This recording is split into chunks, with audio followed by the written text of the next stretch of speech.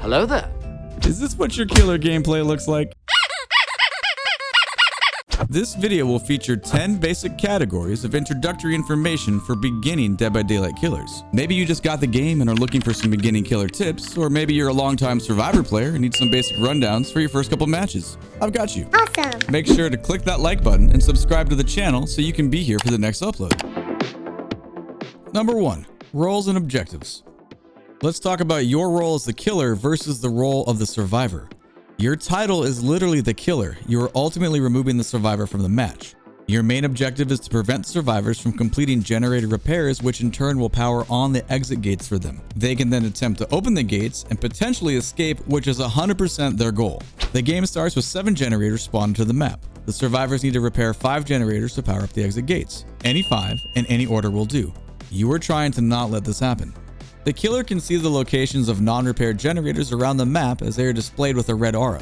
Be very mindful of your position and generator progressions as the match flows so you can place yourself in effective locations. You will apply pressure to survivors to keep them off of generators by chasing and attacking them. Ideally, your chases lead to you injuring and downing survivors so you're able to place them on a hook. Each survivor can be hooked 3 times and will be sacrificed on their 3rd hook. This means they have been killed and removed from the match. This is a very surface look at the objectives in Dead by Daylight. It gets much deeper than this, but it's a great starting place for a beginning killer. Number 2. Finding survivors. The survivor and killer spawn into the match at the exact same time, but not the same location. It is important that the moment you can move your killer that you go into search mode immediately. It is highly unlikely that the survivors have spawned in at close proximity to you. So it is my advice to start navigating across the map from your initial location with your eyes peeled.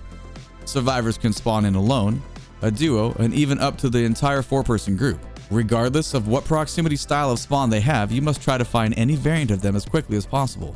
They will likely spawn at a generator or be at one repairing it within the first 5 seconds of the match. Make haste and start your objective. Number 3. Killer point of view versus survivor point of view. Knowing and understanding that the POV from survivor to killer is not the same is quite important. I played DBD as survivor first and had no clue that they were actually different. Survivors have a 3rd-person POV camera that can rotate freely while the killer's viewpoint is fixed in the direction that the character is looking, FPS style. Knowing this has a metagame effect on understanding and predicting survivor playstyle, which you must do often as the killer. An example being a survivor hiding behind an object or wall can see you, the killer, just fine, while the killer cannot see the hiding survivor at all. It is also very important to know that the killer has a red stained glow that emits from their head in the direction they are looking. Survivors can see this and the killer cannot. This is important as it's a tool for survivors to know where the killer is focused. Keep in mind you can make the killer walk backwards or strafe, altering the direction of where your red stain is showing to confuse the survivors. Very useful in a scenario such as when they are depending on seeing the red stain to know which corner you are rounding. Number 4. Basic attack versus lunge attack. Every killer has a basic attack. The basic attack is referred to as your M1 as it's commonly mapped to mouse 1. Please know and understand that the basic attack has 2 length variants. If you quickly tap the attack button, the killer will only swing their weapon directly in front of them. If you hold down the basic attack button, your killer will lunge and considerably increase their attack range. I strongly suggest that you get comfortable with the lunge attack when pursuing survivors, as the short attack can easily miss. The lunge is additionally effective for pre-firing around corners and other prediction-like areas. Number 5. Chasing a survivor. The majority of your time playing DBD as the killer will be spent engaged with the survivor. You are trying to catch them to score a hit or a down as quickly as possible, and they're trying to keep you at bay for as long as possible. Every killer, except for the nurse, has a base speed that is faster than a survivor. So if you're merely chasing someone in a straight line, you will eventually catch up. However, the survivors can and will impede your chase by using obstacles, windows, pallets, and clever movements to delay your attack. The time a survivor spends taking the focus from the killer is called running or looping. The most basic advice for a beginning killer is learning how to track the red scratch marks left by a running survivor. Think of it as a roadmap that follows where the survivor runs, giving you context clues of their direction and potential location. It is important to know that scratch marks do decay over a period of 10 seconds. The brighter the marks, the more recently the survivor was there. A survivor that is walking or crouch walking does not leave scratch marks. Bright marks that suddenly stop should indicate to you that the survivor was running and has quickly stopped. They are likely hiding in your close proximity. The scratch marks are visible on the ground as well as any obstacle on the map. For example, they will climb up the side of a wall or a tree. This is very helpful for spotting someone hiding behind cover that might have just been running before they hid. Scratch marks are visible from far away, so make sure this is part of your search objective. Keep in mind that scratch marks are only visible to killers and survivors will not see them unless they are running the Nancy perk Fixated.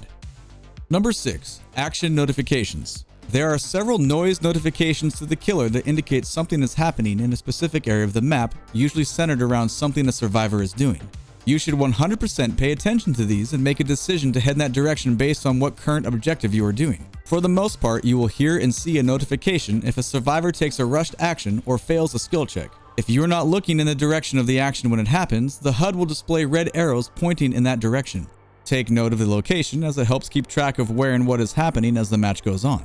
Rushed actions include running while vaulting through a window, sliding over a pallet, and jumping in and out of a locker.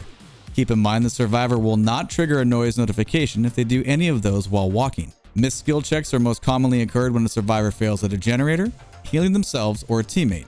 There are many perks on both the survivor and killer sides that augment and diminish the amount of notifications. This is just meant to be general information. Number 7. Health states and hook counts. Understanding how health states work is crucial to deploying your attack strategies in Dead by Daylight. A survivor has 3 health states: healthy, injured, and on the ground dying. Every killer has a basic and 1 attack. If you hit a healthy survivor, they will then become injured. If you hit an injured survivor, they will then go to the ground and be in the dying state. Once a survivor is in the dying state, you can pick them up and carry them to a hook. As previously mentioned, a survivor has 3 hook states as well. They are dead and out of the match the moment you place them on the hook for the 3rd time. Survivors can heal themselves back to the healthy state with perks, items, or assistance from each other. They can also aid and heal someone up off the ground in the dying state to the injured state. Be mindful of what is going on around you and try to control survivors from returning to the healthy state. Number 8. Survivor items. You will notice that survivors are either empty-handed or carrying an item. The most common items are medkits, toolboxes, and flashlights. You might also spot a map, a key, a flashbang, or even firecrackers. They each have a variety of uses. Medkits are used for a survivor to heal health states on themselves or a teammate.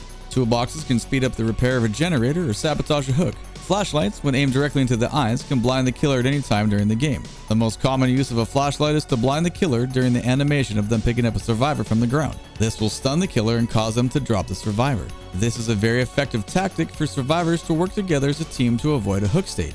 If you are dealing with flashlights, you as the killer should try to place your eyes facing a wall or away from potential flashlight danger when you pick up a survivor off the ground if possible. You can also attempt to look up and away from the beam of light to avoid the blind. However, there's a sweet spot in the pickup animation that you will not have any control to move your killer character. If you find yourself victim to flashlight blinds over and over, consider playing Hillbilly and running the perk Lightborn. Maps will reveal the location of props from around the trial grounds. Keys can open the hatch, as well as reading the auras of the killer and survivor depending on add-ons. Speaking of add-ons, most of the items have add-ons that can be used to augment their charge amounts or adapt their style of use. Items like the flashbang or firecracker are used as a weapon from the survivor to blind or stun the killer, similar to the flashlight. Pay attention to which survivors have which items. You can see what items survivors are bringing into the match at the campfire before the game launches. Be aware that survivors can also find items in loot chests that exist within the match. They can also drop and pick up items, trading or discarding at any time. Number 9. Endgame. When the 5th and final generator is repaired, an alarm will sound and power is sent to the 2 exit gates. The location of both gates are shown to the killer permanently and the survivor temporarily. The match is not entirely over, so do not give up hope yet. You can still attack and prevent survivors from escaping.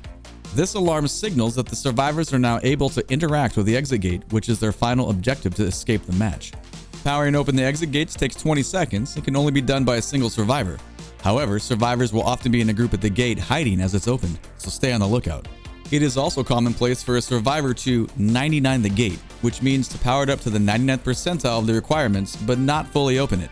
This strategy is used by survivors to buy time to aid and assist other survivors to safety from the killer as much as possible before officially opening the gate. You can tell if a gate has been interacted with if the red light above the lever is on. Once either of the 2 gates are open, the endgame collapse timer will begin. Survivors then have anywhere between 120 to 240 seconds to escape the trial grounds before being killed by the entity. The timer slows down anytime a survivor is in the dying state or on a hook.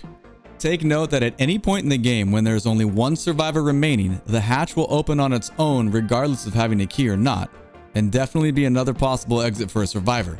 The killer does have the ability to close the hatch. The hatch can sometimes be hard to see on the ground, so keep your ears open for a portal-like whooshing sound. Number 10. playstyles. Since you have elected to play killer in Dead by Daylight, you are automatically going to be subjected to several playstyle names that are common vernacular in the community. The overcommitting killer. It is very possible for you to be looped by a skilled survivor for a long time and not know when to leave that chase. You might feel a certain type of way about needing to finally catch up with them, but you must stay mindful of the opportunity cost of doing so. Most of the time, a skilled looper will take the attention of the killer while the other survivors sit repairing generators free of any danger.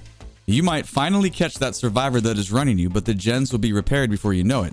There is a balance point for every action in the game. Remember your objective of map control and make wise decisions. The face camper. This is when you hook a survivor and literally stand in their space staring into their eyes on the hook. Usually a result of a ridiculously long chase or some form of bad manners that got the killer emotional. Who knows? You should avoid this as it's not very fun for anyone, and honestly the other survivors will likely still on the hook with some tricky maneuvers. The proxy camper. This is when you hook a survivor and don't leave afterwards, staying within the proximity of the hook. This might seem like a good play to a new killer as you're trying to defend the hook you just put up, but honestly allows the other survivors to repair generators free of any pressure from you. This is especially ineffective at the start of the match. This strategy makes a little bit more sense in the endgame as the objective has shifted. Tunneling. A tunneling killer is one who immediately pursues and attacks a survivor that was just pulled off the hook. The reason for doing this is that the survivor is in the injured state and can easily be downed again. This is a highly controversial and heavily discussed tactic in Dead by Daylight. It is not received well by the survivor as it's not a fun experience while playing the game. My buddy Spooky Loops just created an outstanding video discussing tunneling in detail, aka tunnel vision. I feel that his articulations in the video about the subject matter are the best out there on YouTube, so I'll link his video in the description below.